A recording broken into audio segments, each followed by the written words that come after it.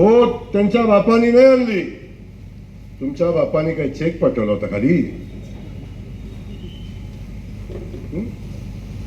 DD पाठवला होता का? ऑनलाईन केलं तिथनं? त्यामुळं या ठिकाणी ही पंचायत समितीची सुंदर वास्तू गेल्या 6 महिन्यापासून 7 महिन्यापासून भाऊंचा मला सारखा आग्रह आहे, भाऊ पंचायत समितीचं उद्घाटन करायचं आहे. आम्ही सुंदर पंचायत समिती बांधली. आता सत्ता आपली आली. इव्हन सभापती निवडीच्या आधी त्यांचा आग्रह होता की भाऊ आपला सभापती नवीन इमारतीत बसला पाहिजे. आता तुम्ही त्या इमारतीचं भूमिपूजन उद्घाटन करायला आलं पाहिजे. तेव्हापासून त्या माणसाचा भाऊ चुकलं माझ्याकडूनच वेळ मिळाला नाही, म्हणून याकडे संधी मिळाली. हरकत नाही, कधी कधी वाजंत्री पण नवरदेव व्हायचा प्रयत्न करतात, पण वाजंत्र्याचं काम नवरदेवाला स्टेजवर पोचवायचं असतं, स्टेजवर चढायचं नसतं. स्टेजवर चढल्यावर माणसं, तेव्हा जे आपलं काम आहे, आणि वाजंत्री बांधव सुद्धा इमानदार असतात, ते सुद्धा त्यांची ड्युटी इमानदारीने करतात. त्यांना माहिती आहे आपलं काम कुठंपर्यंत आहे. आणि एवढंच जर उद्घाटन घ्यायची खुमखुमी आहे. माझं सांगणं आहे, आता आपण खासदार महोदय झाल्यापासून खासदार फंडाच्या बाहेरचा नया रुपया आणून मला दाखवा की हे काम आम्ही केलंय, आणि मग रुबाब करा. आमचं काय म्हणणं नाही, मग काय आमचं म्हणणं नाही. आणि जो करतो त्यानं श्रेय घ्यायलाही हरकत नाही.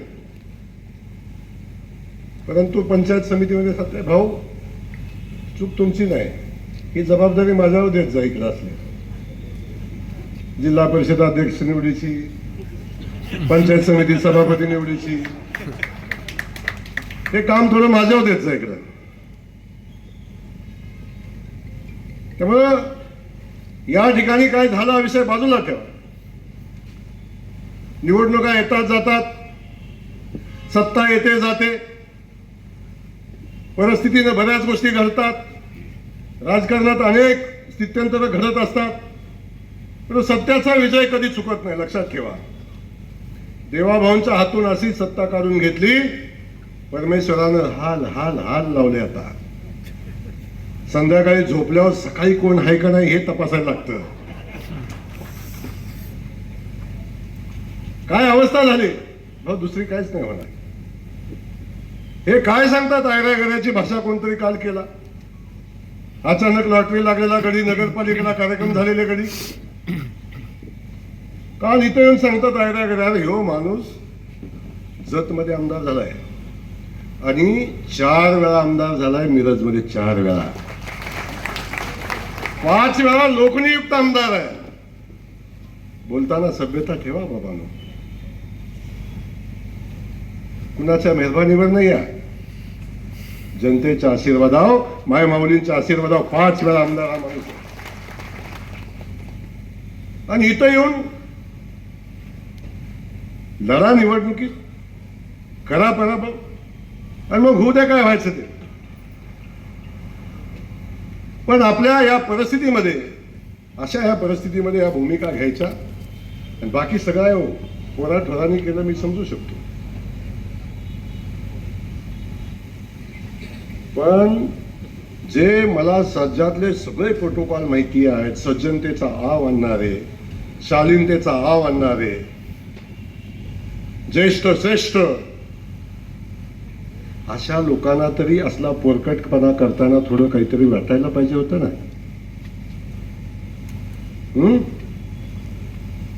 ज्येष्ठता, सभ्यता ही फक्त बोलून नाही, आचरणात पण आणायला लागते.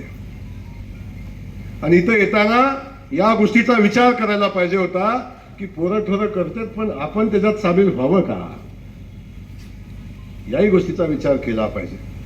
25-30 वर्ष मंत्री असताना जर आचारसंहिता समजत नाही तर काय केलं आपण, काय मिळवलं आपण, आणि काय नाव घ्यायचा अधिकार आहे तुम्हाला. पूर्वजांची नावं घेता, त्यांचा आदर्श पण घेतला पाहिजे ना. यांनी यांच्या पूर्वजांचा घेतला पाहिजे, त्यांनी त्यांच्या पूर्वजांचा घेतला पाहिजे. ते म्हणणार तुम्ही कोण मापा काढणार, पुन्हा माझ्यावर पण येणार. मला माहिती आहे, काल मी इथे येणार म्हणल्यावर माझं मिरजेत अटक झालेलं पेपरचं कात्रण पुन्हा फिरायला लागलं.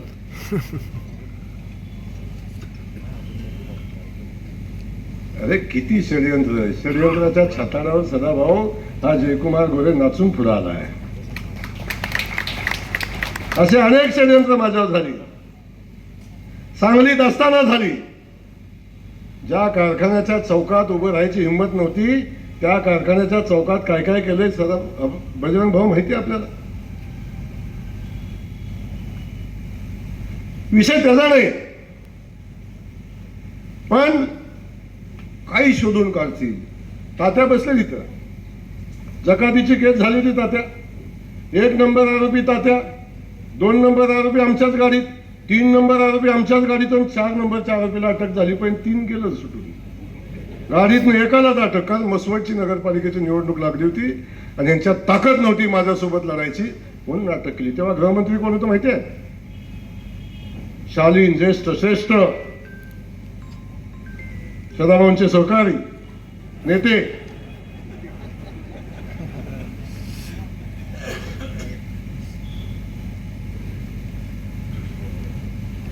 मौका सबको मिलता है, मौका सबको मिलता है. त्यामुळं तरी पण आम्ही नीतिमत्ता सोडून कधी राजकारण करणार नाही, कारण आमच्या बापाने आम्हाला ते शिकवलं नाही. शून्यातनं उभं राहिलेला हा जयकुमार गोरे, काहीच नाही, एका साध्या रेशनिंग दुकानदाराचं पोरगं. सुरुवात झाली, बघता बघता जिल्हा परिषद सदस्य 4 वेळा आमदार झाले. राज्याचा ग्रामविकास खात्याचा मंत्री म्हणून काम करतो. आदरणीय देवेंद्र फडणवीस साहेबांच्या नेतृत्वाखाली काम करतोय. आणि आपला लढा सदाभाऊ कायमचा आहे, ही चुकणार नाही. विस्थापित विरुद्ध प्रस्थापित ह्या लढा आहे.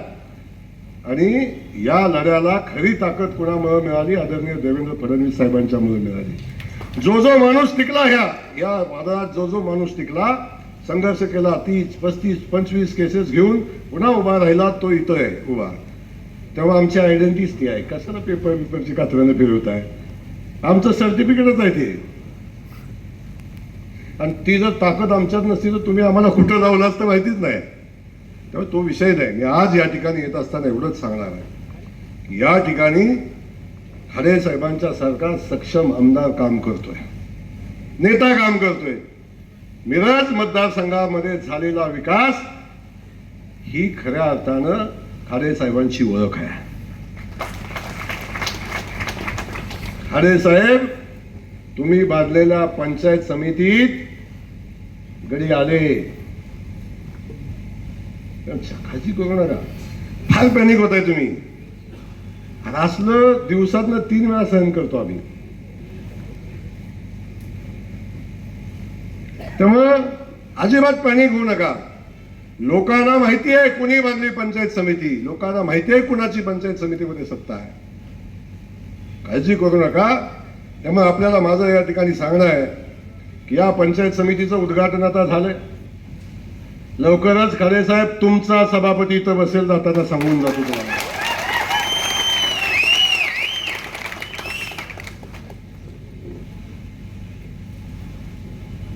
त्यामुळं ज्या ज्या गोष्टी आहेत त्या सगळ्या गोष्टीचा विचार करत असताना बाकी सगळं बाजूला ठेवा. एवढं बोलायचं कारण पण एवढंच की या ठिकाणी गडी आलं म्हणून, नाही तर असल्यांचं नाव घेऊन एवढं मोठं आदरणीय देवाभाऊचं सरकार जे काम करतंय त्यावेळी अशांची नावं घेऊन त्या कामाला दृष्ट लागूच नाहीये, माझी भावना असते. एवढं मोठं काम राज्यामध्ये आज आदरणीय देवेंद्रजींच्या नेतृत्वाखाली होत आहे. ज्या ग्रामविकास खात्याचा मंत्री म्हणून मी काम करतो, मला अभिमान आहे. माझ्या पक्षानं, माझ्या नेतृत्वानं मला संधी दिली आणि ती संधी देत असताना पहिला निर्णय झाला, खडे भाऊ, राज्यातल्या प्रत्येक बेघराला घर देण्याचा निर्णय झाला. आणि देशाच्या इतिहासातलं 30 लाख घरं एका वर्षी मंजूर झाली आणि एका वर्षात 6.5 लाख घरं बांधून पूर्ण केली. 6.5 लाख बेघरांना घर देण्याचं काम केलं. 30 लाख घरं देशाच्या इतिहासात कधी मिळाली नव्हती एवढी घरं. आणि आता पुन्हा सर्वे केलाय, जेवढी लोक राहतील त्या प्रत्येक माणसाला घर देण्याचा निर्णय आदरणीय मोदीजींनी केलाय, आदरणीय देवाभाऊनी केलाय. त्याच्यावर काम करण्याची आवश्यकता आहे, त्याच्यावर बोलण्याची आवश्यकता आहे. हे घर बांधत असताना जमीन नसेल एखाद्याला तर त्याला जमीन उपलब्ध करून देण्यासाठी गायरान असेल, गावठाण असेल, प्रत्येकाला घर बांधताना जमीन उपलब्ध करून देण्याचा कायदा आपण केला आहे. आणि अगदीच काय नाही मिळालं सदाभाऊ, जमीन खरेदी करायला 1 लाख रुपये घरकुलासाठी देण्याचा निर्णय घेतला. आणि सगळी घरं बांधत असताना प्रत्येक घरावर सोलर बसवण्याचा निर्णय घेतलाय. आमच्या या लोकांना विजेचं बिल आलं नाही पाहिजे म्हणून सोलर बसवण्याचा निर्णय घेतलाय. आदरणीय मोदीजींच्या नेतृत्वाखाली प्रधानमंत्री सूर्यघर योजना असेल, 15,000 रुपये राज्य शासनाच्या माध्यमातून आता 20,000 केलेत. सगळ्याच्या घरावर सोलर बसवणार आहे. आणि हे काम करत असताना आपण बघतो या जिल्ह्यासाठी जवळजवळ 42,000 घरं, कशाला म्हणतात तो 42,000 घरं, 42,000 घरं मंजूर झाली.